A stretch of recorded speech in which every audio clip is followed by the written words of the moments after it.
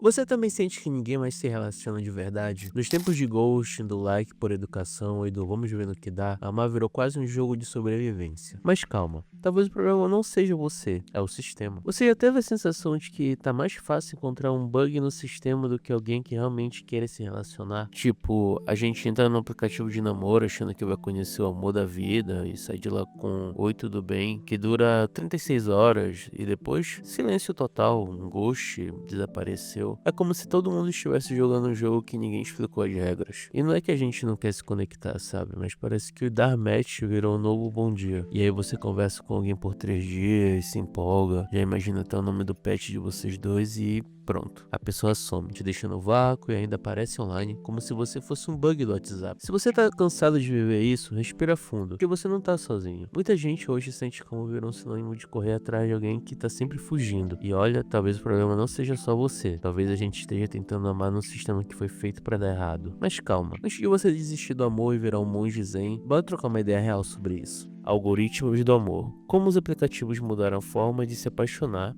e de se frustrar. A real é que hoje em dia o amor virou quase um aplicativo, literalmente. Você tá ali no sofá, de moletom, cabelo bagunçado, julgando se uma pessoa merece seu like com base em 3 fotos e uma bio que diz me chamando no direct. O problema? A gente transformou o flerte em uma experiência de consumo. Tipo fazer compras num site de roupas. A gente desliza pra esquerda, pra direita, a gente passa a vitrine e quando tudo vira vitrine, ninguém parece real. Todo mundo é descartável, até a gente. A lógica dos aplicativos de namoro fez parecer que existe um estoque infinito de possíveis amores e que se aquele mês não deu certo, relaxa, tem mais 482 na fila. Só que essa ilusão de abundância cria um efeito esquisito. A gente nunca se compromete com ninguém, porque sempre acha que pode vir algo melhor. É como tentar maratonar 10 séries ao mesmo tempo e acabar largando todas no episódio 2. Nada aprofunda, nada gruda, só cansa. E no fim do dia, o que era pra ser uma ferramenta pra facilitar, virou mais um motivo pra sentir que a gente tá fazendo tudo errado. Porque se nem com 1000 opções dá certo, será que o problema sou eu? Fadiga de deslizar, quando até gostar de alguém virou uma tarefa cansativa. Vamos ser sinceros. Você já se pegou passando mais tempo escolhendo fotos no aplicativo do que conversando com alguém de verdade? Esse cansaço tem nome, e não é só preguiça. É o tal do cansaço de deslizar. Ou como alguns já chamam, a fadiga do match. Tipo, até gostar de alguém virou uma tarefa, sabe? No começo até parece divertido, você baixa o aplicativo, você dá match com alguém legal, rola aquela conversa empolgada, mas depois de uns dias começa tudo de novo. Os mesmos papos, os mesmos elogios, o mesmo curte essa música? Que parecem replay de uma conversa genérica de elevador. É tipo viver o dia da marmota afetiva. A superficialidade vai drenando a paciência. Você começa a entrar no aplicativo por tédio, não mais por vontade real de conhecer alguém. E isso afeta, sim, afeta mesmo a forma como a gente se enxerga. Porque quando ninguém responde, quando os matches morrem na primeira frase ou somem do nada, é inevitável pensar: será que eu sou desinteressante? Será que ninguém realmente se importa? E é aí que o estrago começa. A autoestima vai pro modo economia de energia. E sabe o pior? É que a ilusão das opções infinitas só alimenta a ideia de que a gente tem que ser perfeito para se destacar. Aí começa o show, foto com filtro, bio estrategicamente montada, frases engraçadinhas que nem são sua cara, tudo pra tentar parecer alguém que no fundo nem é você, só pra ver se dá certo com alguém que provavelmente também tá fingindo ser outra pessoa. O resultado? Cansaço, desânimo, aquele pensamento: não aguento mais começar a conversa do zero. E se você se sente assim, tá tudo bem. É mais comum do que você imagina. Não é que você perdeu a capacidade de se apaixonar. É que estão exigindo que você se conecte com alguém enquanto faz malabarismos entre ansiedade, notificações e perfis infinitos. Difícil, né? Mas tem mais. O problema não é só esse cansaço. Tem outra coisa que vê o padrão nos relacionamentos digitais. E ela é ainda mais traiçoeira. Ghosting. Ghosting virou linguagem padrão. E isso molda nossos limites emocionais. Agora vamos falar de um clássico moderno que dispensa apresentações, o famoso ghosting, a arte de sumir sem deixar rastros, uma tradição contemporânea que basicamente diz: não tô mais afim, mas também não quero ter a decência de te dizer isso. Antes, quando alguém perdia o interesse, vinha pelo menos aquele acho melhor a gente parar por aqui. Hoje, é o silêncio, do nada. A pessoa some como se tivesse sido abduzida por um OVNI emocional. E a gente fica ali, olhando o celular como se ele tivesse a resposta. E spoiler, ele não tem. Mas o que pouca gente percebe é o efeito disso. Porque Ghost não é só um fora moderno, ele mexe com a cabeça.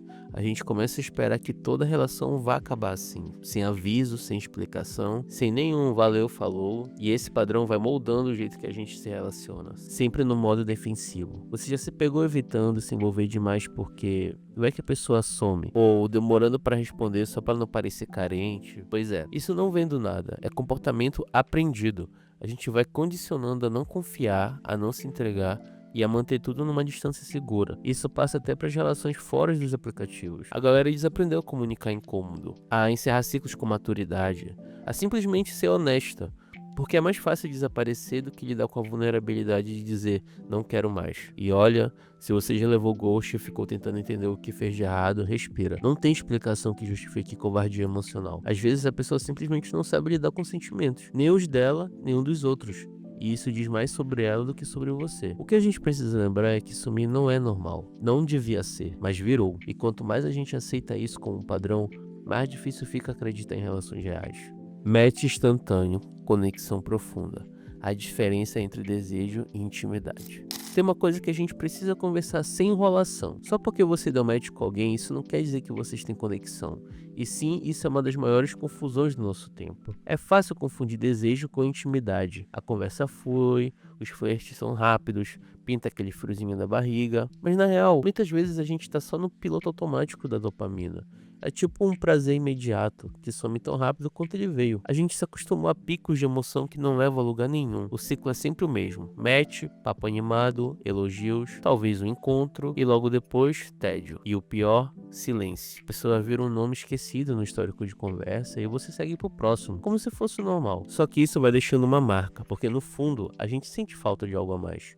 Só que como você vai construir intimidade real com alguém se tá todo mundo vivendo com medo de demonstrar demais? Fica todo mundo jogando aquele jogo. Não vou responder rápido para não parecer desesperado, não vou elogiar muito para não parecer entregue. E aí a gente entra numa competição de quem sente menos, como se vulnerabilidade fosse derrota. Que esse comportamento se espalha. A gente começa a levar isso para tudo, para amizades, para família, para qualquer espaço onde abrir o coração deveria ser seguro, mas não é. No fundo, tá todo mundo meio carente, meio assustado, meio fingindo que tá tudo bem, todo mundo querendo alguém que fique, mas sem coragem de dizer eu quero que você fique. E aí vem aquele vazio, aquela sensação de que teve tudo, atenção, conversa, química, menos conexão. Porque para ter isso precisa ter entrega, presença e paciência. Coisas que no ritmo de hoje parece que é quase um luxo. Mas calma, ainda tem esperança. A gente só precisa parar de confundir o brilho do início com a luz que sustenta. Porque desejar alguém é fácil, difícil é construir algo que continue depois da euforia. E isso a maioria ainda não entendeu. Mas você tá aqui tentando entender, e isso já é um baita começo. Amar em 2025 exige coragem, não truque emocional. Chegando até aqui, dá pra perceber que o problema não é só o aplicativo, ou a pessoa que te deu ghosting, ou aquele quase que evaporou depois de uma semana. O buraco ele é bem mais embaixo. A gente tá tentando amar dentro de um sistema que foi montado para recompensar o desinteresse, onde quem se importa parece fraco, onde mostrar que sente virou um desequilíbrio. E aí, para sobreviver nesse jogo, a gente veste uma armadura. Mas a real é que tá todo mundo cansado de fingir que não liga, cansado de jogar com as próprias emoções, cansado de entrar em conversa esperando que ela acabe mal. A gente não desaprendeu a amar. A gente só tá tentando fazer isso num cenário que confunde tudo. Intensidade com conexão, sumiço com maturidade e frieza com autossuficiência. E é por isso que, hoje, demonstrar interesse virou um ato de coragem. Porque exige ir contra a maré, exige dizer, eu gosto de você.